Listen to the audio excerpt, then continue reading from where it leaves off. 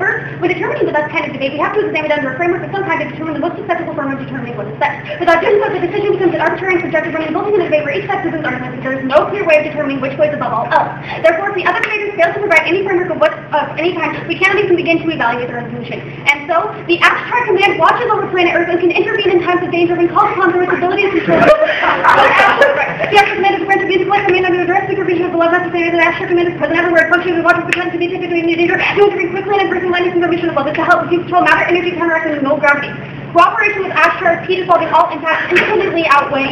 Verlon of abstract left, we want to develop the world being a community of all beings producing without search but in the world. This can be a time of an evolution for risk that only truly remain where evil force can overshadow the judgment. Also, Adam Schmalz's way of thinking is upheld under abstract. Schmalz my higher than all doubles with testing my brain circuits and truth relative to what I'm thinking. This is the only way we can interpret truth, for otherwise we look to skepticism, which means we default to whatever I say. And the world would eventually become a dystopian state, EX Brave New World by Aldous Huxley. Thus, the standards maximize the educational benefits for the use of Adam Schmalz's knowledge. My first contention is that LD uniquely solves for the benefits of any other debate now at a certain level. Schmalz writes, Lincoln Douglas is the only time where we can get the most out of philosophical education. We can't get that kind of education in PF or policies that are inherently centered around a util calculus.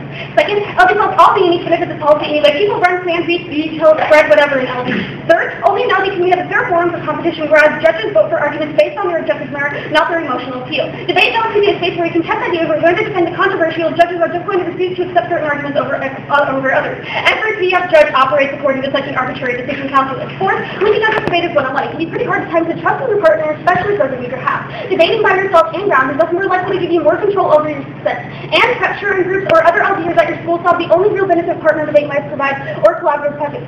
Fifth, policy kids have to debate the same resolution for an entire year. Debates become stale. Kids can only get 1 month to debate each resolution, which trivializes discourse if we simply need more time to have an in-depth understanding of the topic.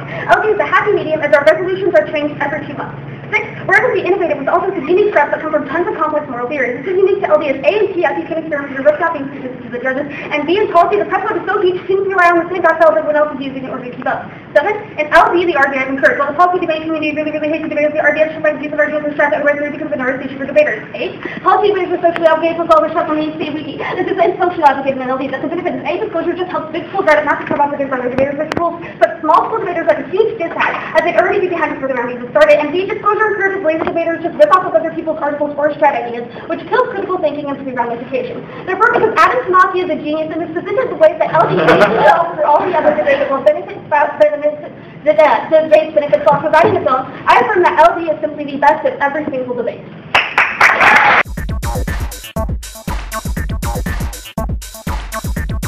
Debate and policy debate. We'll be examining the overall superiority of the public for debate. Contention 1. Policy and LD flaws. Policy debate is extremely outdated and as such has no place to call in public debate. The topics policymakers argue in round have no national importance even if they claim that they use the U.S. federal government. According to unencyclopedia.com, policy debaters have skills necessary to question junk that no one else really cares about in a semi-rational debate round. They might have skills, but since they argue about things that no one else seems to care about, they have no relevance to this round. We are talking about which belongs to the better debate. Furthermore, they talk on such high speed that the common man, it seems like, they have something that most people on the computer would call broken space bar disorder.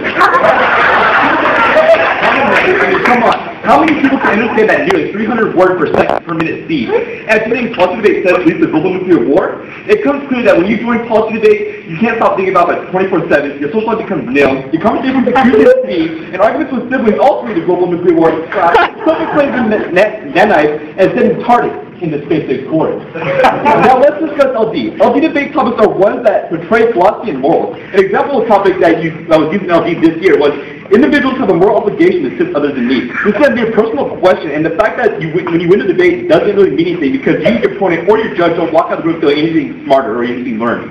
What makes this song worse is that they, as a debate, use philosophers whose words are extremely outdated and literally have absolutely no relevance. This is much unlike TFD, since we debate on real-world topics such as North Korea is a bigger threat to the United States national security than Iran, in the world of pressing concerns about security, and many more things that are relevant to the common man, it seems obvious that it is more important to talk about these issues than being like Newt Gingrich and colonizing the moon or taking over old philosophers that leave us with leaves us with more crazy questions than answers. Everyone who witnessed this round will walk out with a little bit more understanding on the topic, making PFD better in terms of education. Now let's look into the best debate, public forum. PFD gives the highest education. According to NFL, topics are ripped right off the headlines. We're debating topics that are the most current and the most of national importance, and ones that a majority of people care about. It can be compared to nationally televised debate shows such as Crossfire. PFD is generally looked at as the simplest and generally the most liked debate of the three because it's supposed to be understood by the common man. For this reason, it's looked down upon by their debates because anyone can pick it up. However, what most people fail to realize is that anybody can pick up PFD indeed, but only the few can succeed at it. There are around 90 teams at one tournament, and there can only be one winner. This makes PFD the most competitive debate of the three because logically anybody can assume that competition is better. So that's because PFD provides more competition than others two combined. It has the bigger mass appeal and most relevant in education for the common American. It is clear that PFD is the best debate.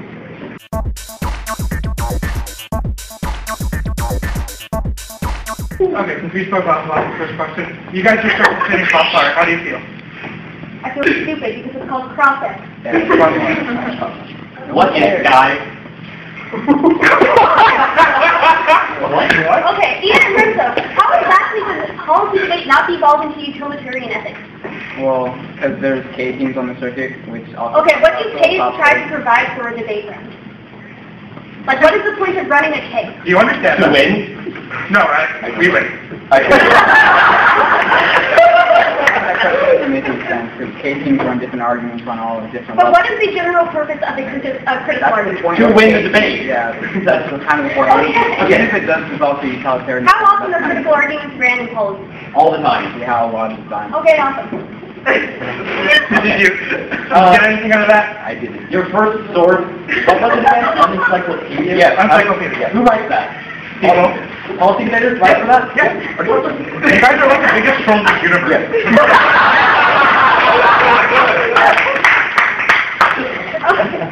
So P.S., your only argument is basically that because people can understand what you're saying, you're better.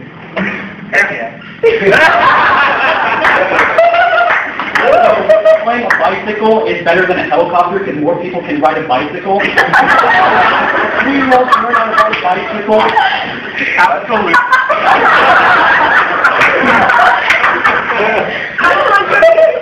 Are you just trolling everybody right now? No, I'm a PFer at heart. Knew it. So basically, policy, the second point is that you're solving concrete issues, right? Yeah. When LD debates targeted killing, is that trying to solve for concrete issues? They're talking about is the killing actually wrong. That's not actually solving it. That's just saying, is it wrong or You're not? just saying whether or not it's justified. We actually talk about how to prevent them from happening. So we take an issue, we take a moral stance on it, and then we actually try to initiate policy action to prevent or change the status quo. You have a moral action? Yeah, no. Alright, how does morality play in both of you guys' opinions? Well, we're talking about politics, so morals don't count. I'm kind of like king of reality here. Our topics are ripped off the headlines. How long are your speeches?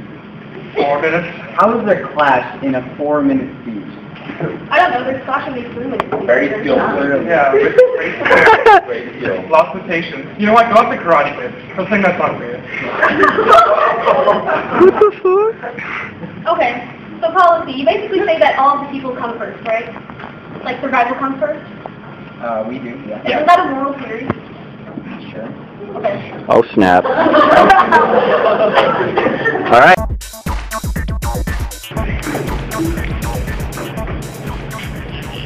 our first argument is that policy always breaks down to utilitarian capitalist. However, that's obviously not correct, because obviously on the policy circuit, critical arguments are being won by several teams like Corona or any other team that always defaults to critical arguments. And also there's moral issues and also philosophical issues that obviously are in LD. So policy not only argues the concrete policy issues, but they also talk about moral issues and philosophical issues, which also are included in LD. So policy does policy issues also includes what LD also includes. They say that LD is a fair form house. So LD is all about emotion, which makes it extremely we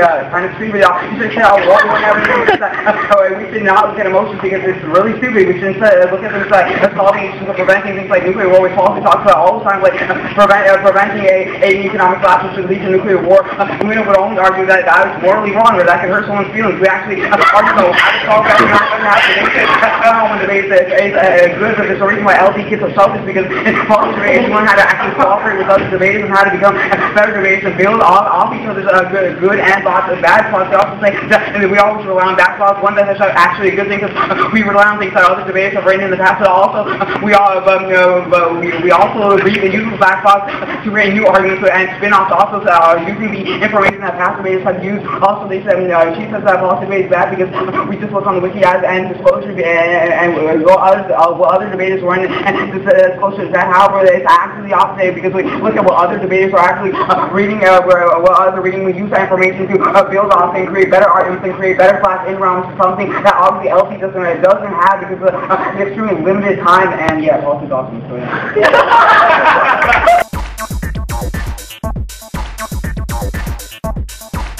Everybody else says they have to keep them some points, okay? Is everybody ready? So first, policy TS, right? So first of all, they're trying to say that they don't break the util on like there's critical arguments and stuff. Okay, this is only showing the inherent flaw in politics. Because critical arguments are run specifically to point out a flaw in somebody's plan, a flaw in their case, a moral point or view or whatever. So when they try to argue stuff that moral stuff is pointless, they're also linking back into that because they're also trying to argue morals in policy debate occasionally. So second of all, he says LD is all about emotion. Okay, no, morals and ethics are not about emotion. Deontological ethics says we value human life. Util can justify slavery if you want to really look at it like that. But it doesn't really matter. Finally, he says LD kids are selfish and like they need to work for cooperation. Except the thing is that LD prep and groups all work together and it helps with us with cooperation. For example, I work with Lubov to help me prep for targeted killing and stuff, right? So second of all, he says that backfiles are good. He basically just starts ranting about this for like 5 seconds. It doesn't really matter. There's no warrant, okay? And he says we use disclosure to make better arguments, right? Okay, at that point, disclosure actually puts small schools at a disadvantage because we're not actually really looking at, because these big schools can have their coaches and everything prep them out instead of actually instead of debaters making their actual arguments. Disclosure is actually very harmful. Look at TS. TS starts saying, like, high speed is really bad. Okay, I'm studying right now and you all can understand me. You know what I'm saying, blah, blah, blah, it's not bad. And furthermore, it helps you teach, it gives you critical thinking skills because you're learning how to actually debate, you're learning how to actually talk fast. It's not something that nobody can do. It's something that me and policy have learned to do because we're exposed to it. Finally, he says that, like, we don't have the very recent topics and, like, it's just personal questions. Okay, we debated targeted killing. This is an issue of foreign policy, so we don't really link into that argument. He says that, like, outdated works and stuff are irrelevant. Okay, there's, like, Peter's finger and tons of files on targeted killing. It doesn't matter. So don't actually look towards TS. Finally, because policy debate does in fact like debrief to utils whenever they run counter plans or something, they are ultimately losing a util impact. That means that that for like several reasons. First, aggregate responsibility to provide the third extensive experience as possible for people to combine with their after capable experience with those trainers, people that the moral harm to individuals, not so meaning harm to the moral and individuals come before the standard, whatever, this doesn't matter. Okay, but you have to look towards Ashtar because Ashtar already proved. And that's time. Whatever. I put 155 on here.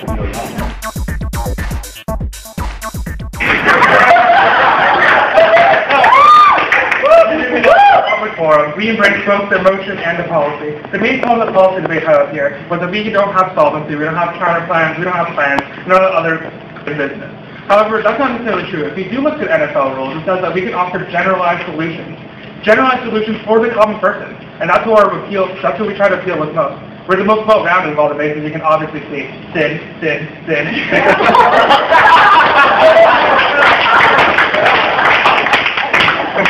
And so the point of policy debate is right again, bringing up the danger of war because we're having a debate up here.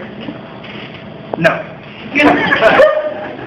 Finally, policy debate decides who our topicality is because we're not a debate. A topicality essentially is an argument of definition saying that we don't fit the criterion of debate. However, our title is public forum debate, so we clearly do fit.